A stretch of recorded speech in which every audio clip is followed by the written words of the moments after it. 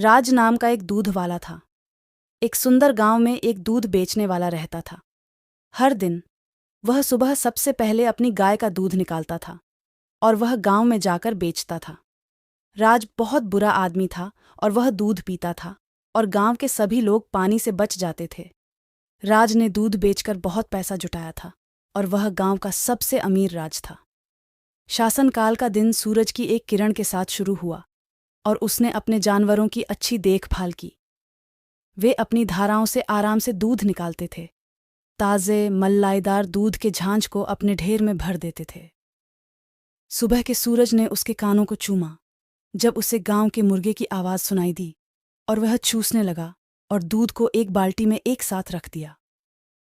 उस फूहड़ को उसने अपनी बाइक के पीछे रख दिया और गांव में चला गया। गांव वालों को पता नहीं था कि राज के दूध में पानी पिघल गया है। ग्रामीणों का उन पर भरोसा और उनकी ईमानदारी उनके काम के पीछे एक आदर्श पृष्ठभूमि की तरह थी।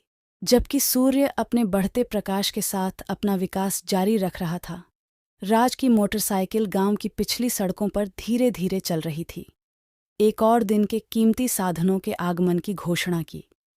क्या किसी ने कभी सोचा है कि पृष्ठभूमि के पीछे एक रहस्य छिपा हुआ है जो जल्द ही खोला जाएगा?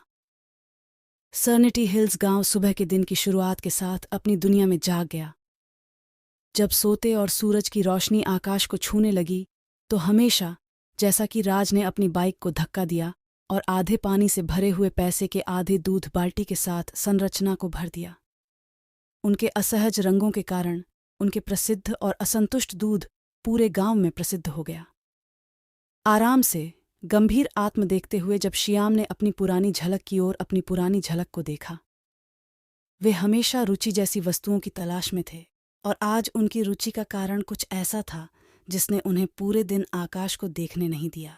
श्याम ने राज की गाड़ी को देखा और उन्होंने आश्चर्य की बात को देखा कि गाय की एक बाल्टी में बौद्ध पुआल, पानी के बौद्ध पैलेट के एक गुप्त संचालित पैलेट कहा जाता है। उनके दिल सूजन हो रहे थे और वे खुले तौर पर आश्वस्त नहीं थे। जब उन्होंने देखा कि वे अपनी पीठ को अनदेखा करने का फैसला नहीं कर सकते थे, जिज्ञासा न्याय और सत्य की तलाश करने की रणनीति बन गई, श्याम ने उन्हें अपने आलोचक से देखना जारी रखा। सुबह उन्होंने देखा कि राज अपने मार्ग पर कई घरों में पानी के विस्फोट को दोहराते हैं। संदेह अब अशुद्धता में बदल गया था और श्याम ने अपडेट किया था कि वह इस धोखा के घूंघट को फैशन करेगा और गांव के सभी लोगों को बताएगा।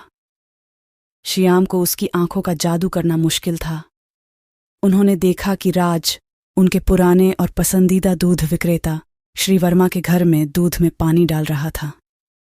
श्याम को यह देखकर आश्चर्य और निराशा का सामना करना पड़ा। प्रतिबद्धता के साथ श्याम ने राज की भविष्यवाणी परंपरा को जारी रखने और सच्चाई को बाहर लाने का फैसला किया। एक सुरक्षित दूरी को देखते हुए श्याम ने देखा कि राज ने फिर से दूध कान में पानी का पुनर्मिलन किया। प्रत्येक बिंदु पर श्याम का दिल अफसोस और शर्म से भरा था। जब वे आगे बढ़े तो उनका गुस्सा और चिंता व्यर्थ हो गई।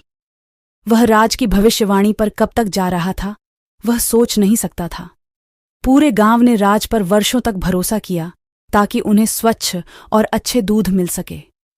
अंत में श्याम ने दूध विक्रेता से बात करने का फैसला किया। वह राज के पास गई जो एक और बाल्टी में दूध डाल रही थी। तुम क्या कर रहे हो? श्याम ने जोर से आवाज में पूछा और निराश हो गए। जिम में राज घर अपनी गलती में पकड़ा और कुछ समय के लिए उन्हें जवाब देने के लिए पता नहीं था, लेकिन उनके पास अपनी नैतिकता के खिलाफ भारी सजा थी और उन्हें पता था कि उन्हें गलत करने और खुद को माफ करने का अवसर नहीं मिलेगा। पकड़े जाने के बाद राज ने गहरी सांस ली, अपना गुना गुलाबी खो दिया और एक शर्मीली मुर्गा के साथ खड़ा हुआ। आधे खाली में दूध का मिश्रण देखने के बाद उसने इसे नीचे रखा और शम को देखा जो वहां खड़ा था। उसकी बांह मोड़ और एक कड़ाई से अभिव्यक्ति पूर्वाग्रह के साथ उसकी आंखों में पूर्वाग्रह के साथ खड़ा था। भागो, तुम क्या कर रहे हो? शमीम ने मांग की। उसकी आवाज नाराजगी के साथ तेज थी। राज ने एक पल के लिए ऊर्जा से सांस ली, फिर आखिरकार उन्होंने स्वीकार किया। मुझे दूध में पानी मिल रहा है। शम, मुझे पता है कि यह गलत है, लेकिन मेरे परिवार ने वित्तीय समाजीकरण के लिए खड़ा कर दिया है।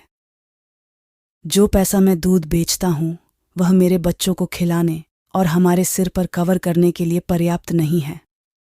मैंने इस रास्ते को चुनने के अलावा कोई और रास्ता नहीं देखा। क्रोध का रंग शम द्वारा समाप्त हो गया जब उन्होंने राज की कबूल सुनी।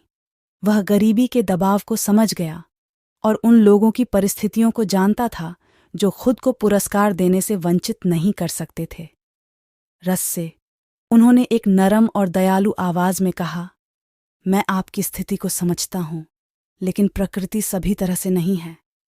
हम एक मजबूत पार्टी हैं और कठिन समय में मदद कर सकते हैं। राज ने अपना सिर प्रस्तुत किया, उसकी आंखों में एंकरों को देखकर।